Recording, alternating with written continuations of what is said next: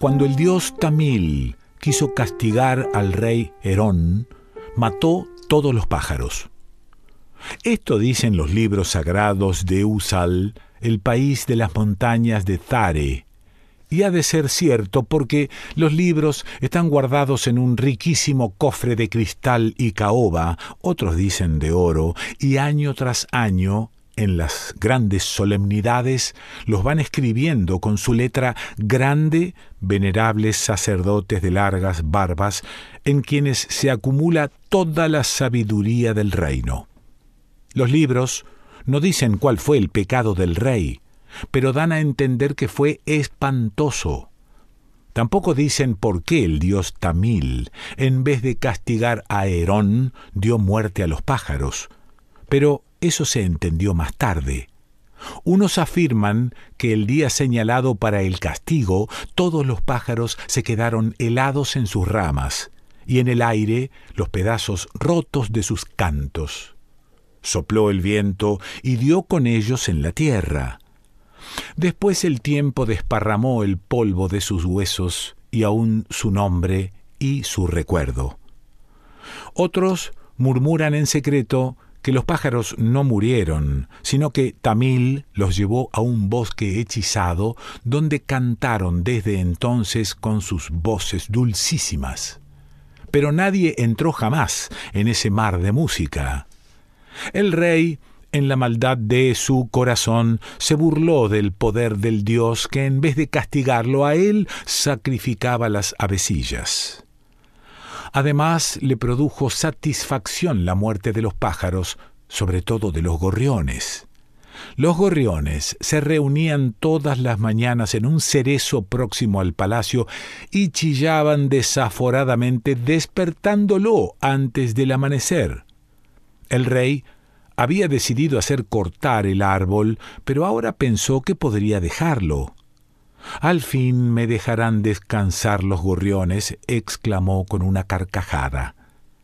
Lo apenó un poco la desaparición de su papagayo, que unos mercaderes le habían traído de remotas tierras y que después de la cena, cuando el rey estaba de buen humor, era capaz de pronunciar largos discursos en los que, según parece, aventajaba a los ministros del rey. Nadie supo qué fue del papagayo. Una doncella encontró una pluma azul en el tintero de la reina, pero nada más. Sea como fuere, el rey se consoló pronto de su pérdida y lo reemplazó con un bufón cuyos discursos no eran tan buenos como los del papagayo, pero que hablaba con muchos gestos y ademanes. Todos pensaron que el rey había salido bien librado de su crimen. Sin embargo, poco después, empezaron a ocurrir cosas extrañas. Al principio nadie las advirtió. El mismo rey Herón, absorto en los asuntos de su estado, no notó nada. Pero una tarde no sonaron las campanas. Las campanas de Usal eran el orgullo de su reino. Su timbre perfecto y melodioso endulzaba las horas del atardecer, cuando los pastores volvían con sus rebaños y los hombres descansaban de los trabajos del día.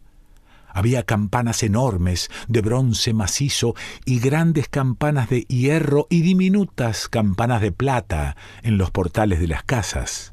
Y sobre todas las campanas había una tan pesada que 6 hombres no podrían moverla, y tan sonora que bastaba lanzar contra ella un grano de arena para que se la oyera a 1 legua de distancia.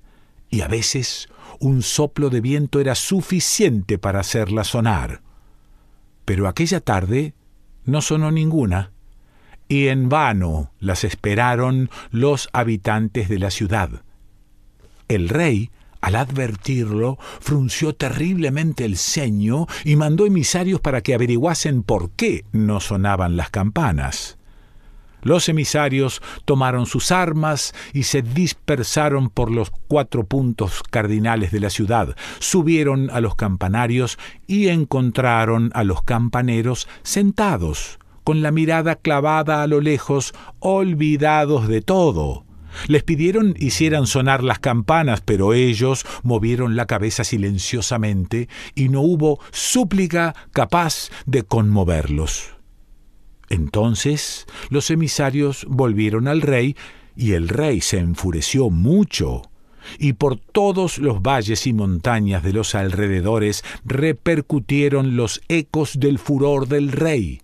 Y el rey mandó a azotar a los campaneros, y aquella noche se oyeron en la ciudad ayes de dolor. Al día siguiente sonaron las campanas, pero era el suyo un ruido triste y lúgubre, como si tocaran a muerto. Entonces el rey se enfureció aún más y ordenó que no toquen las campanas, que no toquen nunca. Y así fue desde entonces. Los fundidores del rey fundieron las campanas, y los habitantes de la ciudad poco a poco se resignaron a no oírlas más. Después fueron los herreros de Uzal quienes se tornaron melancólicos sin que nadie pudiera explicar por qué, y se pasaban las horas muertas mirando el fuego que ardía en las fraguas sin tomar un martillo, sin clavar una herradura. La ciudad tenía innumerables herrerías, y antes, apenas salía el sol, empezaba a oírse por todas partes el retintín musical de los herreros. Mas ahora los yunques permanecían en silencio. «Azotad a los herreros», ordenó entonces el rey, y al día siguiente se oyeron de nuevo los martillos en los yunques. Mas no era ya el canto alegre de antaño, sino un repiqueteo furioso, cargado de una cólera sorda y temible. Y el rey tuvo miedo, y mandó que callaran los herreros, que callaran para siempre. Y así fue. Después fueron los músicos. En la corte del rey Herón se reunían los músicos más célebres del mundo. Tocaban para el rey y la reina en las grandes fiestas del palacio, y tocaban para el pueblo en las plazas, en las grandes fiestas del pueblo. Y eran amados del pueblo, que veía en ellos a enviados del dios Tamil. Mas ahora, cuando tocaban los músicos, una gran tristeza entraba silenciosamente en todos los corazones, sin que nadie supiera por qué. Y los hombres miraban con rencor a los músicos, y el rey los desterró, y se dispersaron por toda la faz de la tierra, lejos de Uzal, como hojas secas que esparce el viento poderoso. Y esos músicos solitarios que llegaban a veces a los pueblos, cubiertos del polvo del camino, tocando el organillo o la flauta, dicen que son los nietos y bisnietos de aquellos músicos de Uzal. Después vino una noche terrible para el reino. Una noche en que ardieron las antorchas y se afilaron secretamente las espadas contra el rey Herón. Y el palacio fue destruido. Y cuando mataron al rey, éste comprendió que la venganza del dios Tamil había sido certera, y que moría por la muerte de los pájaros, porque con la muerte de los pájaros había muerto toda la música y había nacido el odio.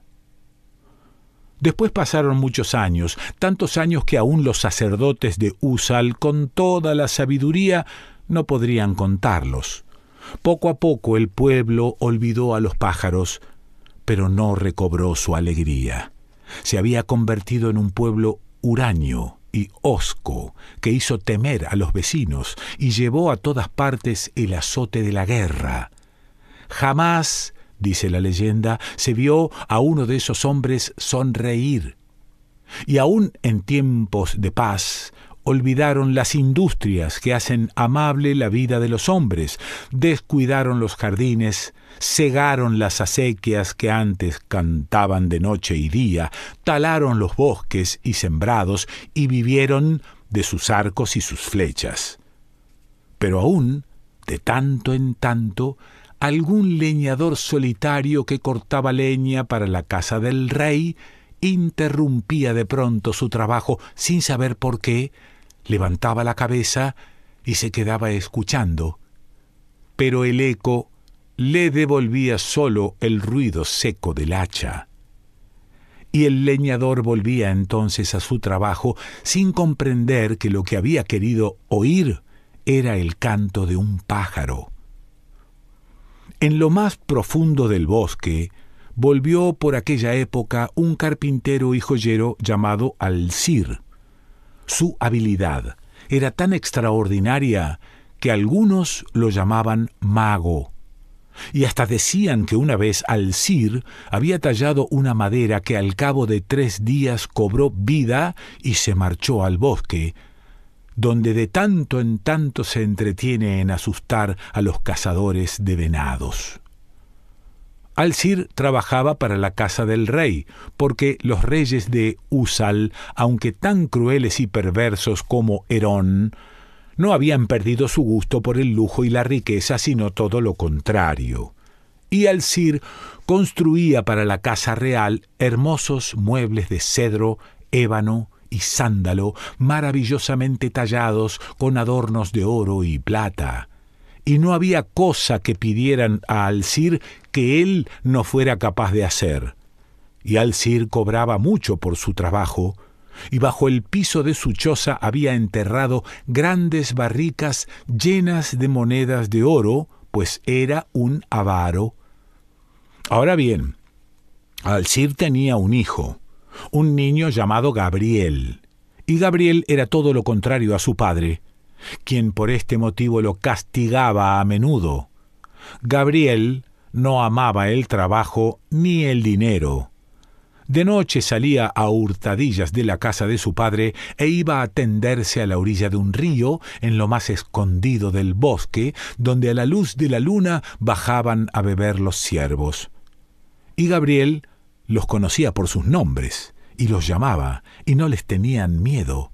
Y de día el niño se tendía a la sombra de un árbol donde leía en los libros sagrados, con el corazón sobrecogido de piedad, la maravillosa historia de la muerte de los pájaros. Y aunque Gabriel nunca había visto un pájaro, y su padre tampoco, y nadie los había visto después del rey Herón, Gabriel empezó a soñar con los pájaros. Y a veces se le aparecían como pequeños seres humanos y otras veces con ramas como los arbustos, o bien luminosos y redondeados como los guijarros que había a la orilla del río. Y aunque Gabriel nunca había oído cantar a un pájaro, a veces los oía cantar en sueños, con voces agudas como de niños o graves como el sonido del viento entre las ramas y el murmullo del río entre las piedras. Así soñaba Gabriel.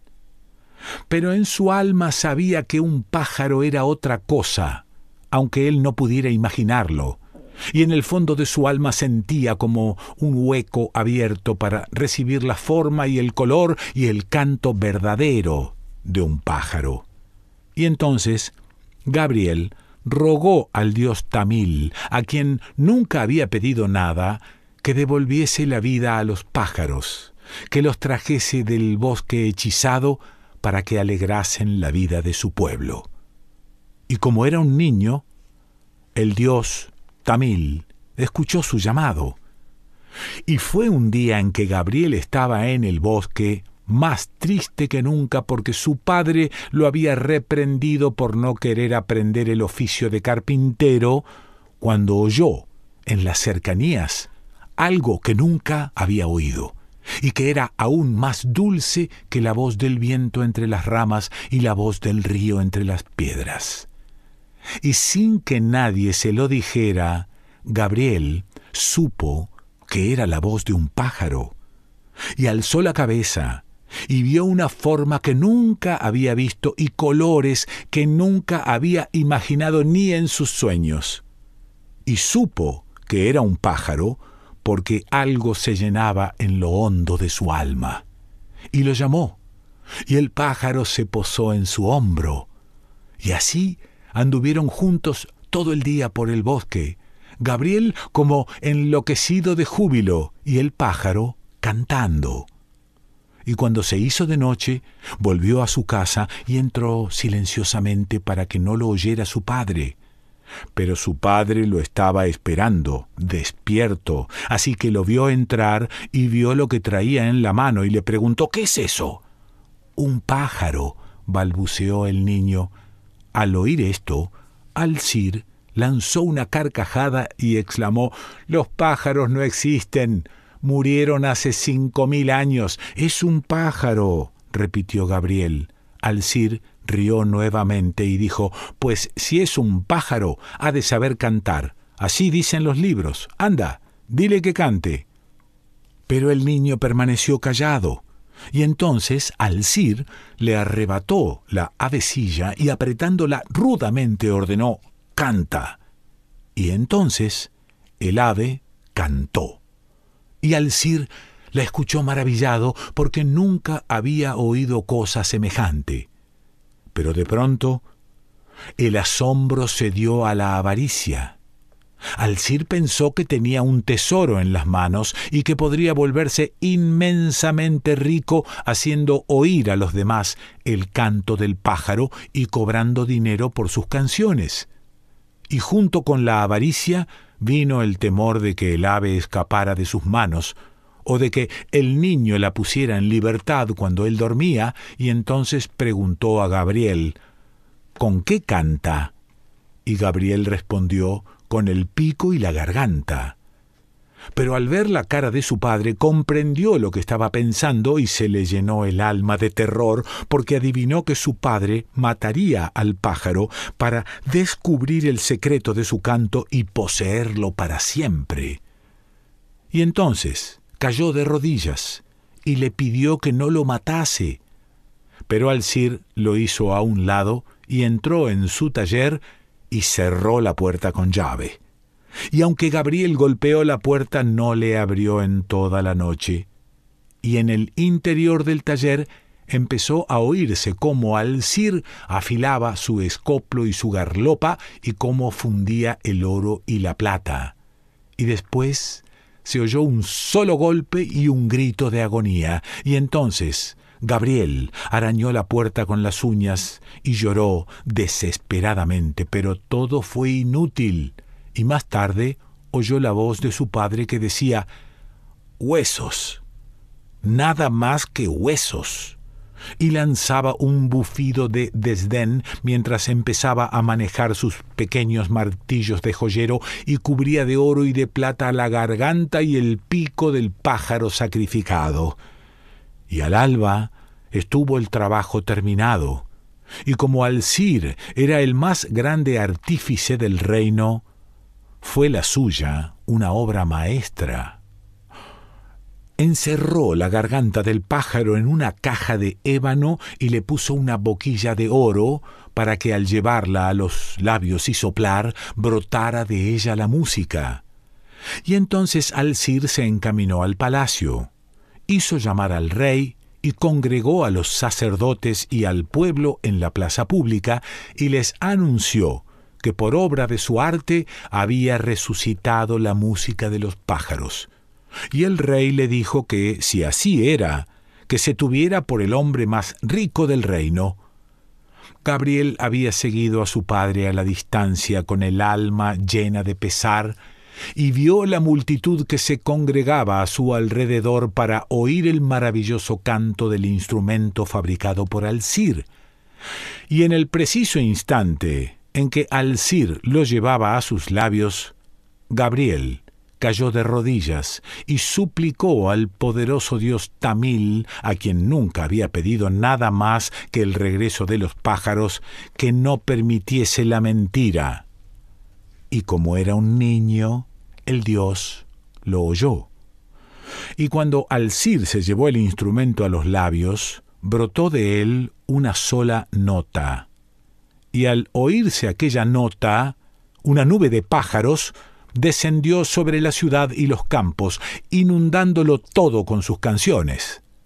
Y los ruidosos gorriones volvieron al antiguo cerezo del rey Herón, y de la pluma azul que habían conservado los sacerdotes en memoria de una antigua reina brotó un papagayo multicolor, más hábil en discursos que los ministros del rey, y los fundidores del rey construyeron de nuevo las campanas que en adelante nunca dejaron de sonar cuando al atardecer volvían los pastores con sus rebaños y los hombres descansaban de los trabajos del día, y al alba se oyeron nuevamente los martillos y los yunques de los herreros, y así renació toda la música y volvió la felicidad al pueblo de Usal. Y el mismo Alzir, al ver el prodigio, curó de su avaricia y fue un hombre justo el resto de su vida. Pero añade la leyenda que el maravilloso instrumento de Alzir no volvió a sonar jamás, y que en cambio Gabriel anduvo muchos años por los bosques, seguido de una bandada de pájaros que se posaban en su cabeza y en sus hombros, y comían de sus manos. Rodolfo Walsh.